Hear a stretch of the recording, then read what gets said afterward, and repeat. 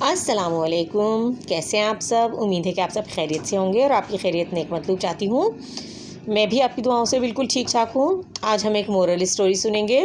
उस कहानी का नाम है स्नो वाइट, यानी बर्फ़ की शहज़ादी या बर्फ़ की तरह सफ़ेद। एक था बादशाह, उसके पास खुदा का दिया सब कुछ था। बड़ा सा मुल्क, सोने चांदी से भरे हुए ख़जाने, वफ़ादार रियाया और ख़ूबसूरत सी मलका। लेकिन वो खुश नहीं था। उसकी शादी को बहुत दिन हो गए थे और मलका की गोद अभी तक खाली थी। आखिर खुदा ने उसकी सुन ली। अल्लाह ताला ने उसे एक प्यारी सी बेटी अता की। बादशाह और मलका ने उसका नाम स्नो वाइट रखा। स्नो वाइट 1 साल की हुई तो मलका अल्लाह को प्यारी हो गई। बादशाह ने दूसरी शादी कर ली। ये मलका भी बहुत खूबसूरत थी, लेकिन बहुत मगरूर थी। वो समझती थी कि दुनिया में मुझसे ज़्यादा खूबसूरत कोई नहीं है, और उसके पास एक जादू का आईना था। वो हर रोज़ सुबह को आईने में अपनी शक्ल देखती, पहले अपनी बलाएं लेती और फिर पूछती, बोल आईने, सबसे खूबसूरत कौन?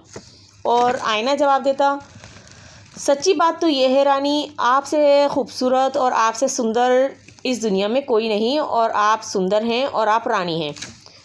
अब स्नो वाइट 7 बरस की हो गई थी। उसने वो रंग रूप निकाला था कि चांद भी देखकर बादलों में मुंह छुपाता था। एक दिन मलका ने आईने से पूछा, बोल आईने, सबसे खूबसूरत कौन? तो आईने ने जवाब दिया, सच्ची बात तो यह है रानी, सबसे सुंदर स्नो वाइट। मलका ने यह सुना तो जल भुनकर कोयला हो गई और स्नो वाइट को अपने रास्ते से हटाने की तरकीबें सोचने लगी। लेकिन बादशाह स्नो वाइट से बहुत मोहब्बत करता था और बादशाह की आंखों का वो नूर और दिल का सुरूर थी। बादशाह के डर से मलका स्नो वाइट को कोई नुकसान ना पहुंचा सकी। जब स्नो वाइट 17 बरस की हुई तो बादशाह भी अल्लाह मियाँ के पास चला गया। अब मलका के लिए मैदान साफ था। उसने एक सिपाही से कहा, स्नो वाइट को जंगल में ले जाओ और उसे मारकर वहीं दफन कर दो। सिपाही बहुत रहमदिल था।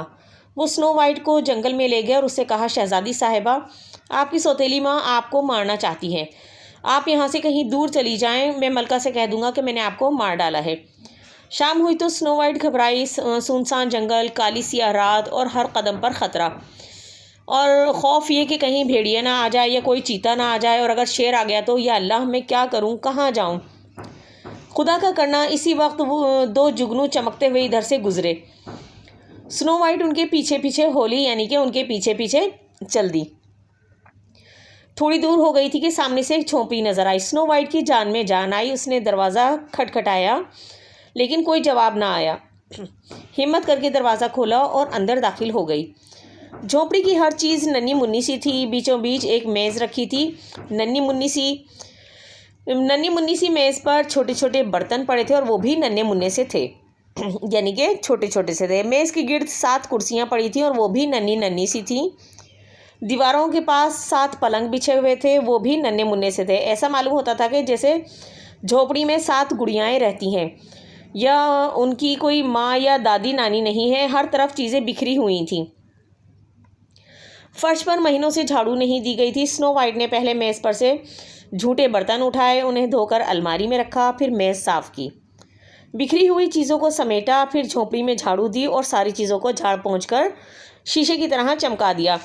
फिर सब काम करके एक कोने में पड़कर सो गई, यानी कि एक कोने में लेटकर सो गई। इस झोंपड़ी में 7 बोने रहते थे। वो रात को जंगल में काम करते थे और सुबह को आकर सो जाते थे। जब सुबह हुई तो बोने वापस आए। झोंपड़ी का तो नक्शा ही बदला हुआ था। हर चीज़ साफ़ सुथरी अपनी अपनी जगह पर रखी हुई थी और बोने हैरत से इधर उधर देख रहे थे। जब वो इधर उधर देख रहे थे कि अचानक उनमें से एक बोने की नज़र स्नो वाइट पर पड़ी और उनके मुँह से चीख निकल गई। स्नो वाइट हड़बड़ाकर उठ बैठी, यानी कि वो अचानक हड़बड़ाकर जाग गई। उसने बोनों को अपनी दुख भरी कहानी सुनाई। बोनों ने उसे अपनी झोंपड़ी में रहने की इजाज़त दे दी। अब स्नो वाइट की सौतेली माँ की सुनिए। सिपाही स्नो वाइट को जंगल में छोड़कर मलका के पास गया और कहा कि मैं स्नो वाइट को मारकर गड्ढे में दबा आया हूँ। मलका बहुत खुश हुई। अब दुनिया में इससे ज़्यादा खूबसूरत कोई ना था। उसने आईने से पूछा, बोल आईने, सबसे सुंदर कौन? आईने ने जवाब दिया, सच्ची बात तो यह है रानी, सबसे सुंदर स्नो वाइट। मलका मारे गुस्से के थर थर काँपने लगी। चीख कर बोली, तुम झूठ बोलते हो, स्नो वाइट तो मर चुकी है। आईने ने कहा, स्नो वाइट मरी नहीं, वो 7 पहाड़ों के पीछे 7 बोनों के साथ जंगल में रहती है। मलका ने सोचा मुझे खुद ही स्नो वाइट का काम तमाम करना चाहिए। उसने एक बूढ़ी औरत का भेस बदला और फिर सर पर सेबों की टोकरी रखकर जंगल की तरफ निकल खड़ी हुई, यानी कि जंगल की तरफ चल पड़ी। उन सेबों में से एक सेब में उसने जहर मिला दिया था। वो 7 बोनों के पहाड़ियों पर से जंगल में गई। वो 7 पहाड़ियों के परे, यानी कि 7 पहाड़ियों से दूर घने जंगल में गई और बोनों की झोपड़ी के पास जाकर आवाज़ लगाई, सेब ले लो, सेब ले लो, लाल लाल मीठे मीठे सेब ले लो। शाम का वक्त था, बोने बाहर जा चुके थे और स्नो वाइट अकेली थी। स्नो वाइट ने बुढ़िया से पूछा, ए बड़ी बी, सेब क्या भाव दिए हैं? बुढ़िया बोली, ए बेटी, पहले चक्कर देख लो, दाम बाद में पूछना। ये कहकर उसने जहरीला सेब स्नो वाइट को दे दिया। स्नो वाइट ने दांतों से काटा ही था कि जहर ने अपना काम दिखाया और वो धम से फर्श पर ढेर हो गई।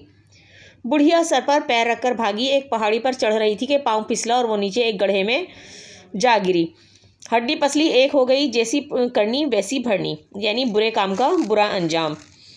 सुबह को बोने वापस आए तो देखा कि स्नो वाइट ज़मीन पर बेसुध पड़ी है, सांस बंद, दिल की धड़कन बंद, और वो मर गई थी। बोनों ने भूं भूं करके रोना शुरू कर दिया। फिर उन्होंने कहा कि हम इतनी खूबसूरत लड़की को दफन नहीं करेंगे। उन्होंने शीशे का एक ताबूत बनाया और स्नो वाइट को इसमें लिटाकर झोंपड़ी के बाहर दरख्त के नीचे रख दिया। चंद रोज़ गुजरे थे कि पड़ोसी मुल्क का शहजादा जंगल में शिकार खेलने आया। वो एक हिरन का पीछा करता हुआ बोनों की झोंपड़ी तक पहुंच गया। उसने शीशे के ताबूत में एक लड़की लेटी देखी तो बोनों से पूछा। बोनों ने सारी कहानी सुनाई। शहजादे का दिल भर आया और उसने ताबूत का ढक्कन खोला और स्नो वाइट को देखने के लिए झुका तो इसकी आंख से एक आंसू टपक कर स्नो वाइट के माथे पर गिरा। स्नो वाइट ने झट से आंखें खोल दी और जहर का असर दूर हो गया था। बोने खुशी से नाचने लगे। दूसरे दिन शहजादा स्नो वाइट को घोड़े पर बिठाकर अपने महल में ले गया और कुछ दिनों बाद उनकी शादी हो गई। शादी में 7 बोने भी आए थे और उन्होंने अपने नाच गाने से लोगों का खूब दिल खुश किया था।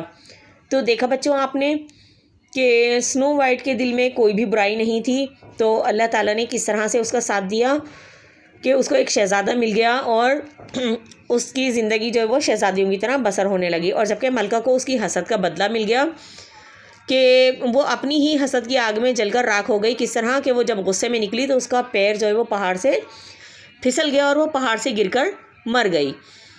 तो इसीलिए कहते हैं कि हमें कभी भी किसी से हसद नहीं करना चाहिए, क्योंकि हदीस नबी सल्लल्लाहु अलैहि वसल्लम है कि हसद हमारी नेकियों को इस तरह खा जाता है जैसे लकड़ी को आग।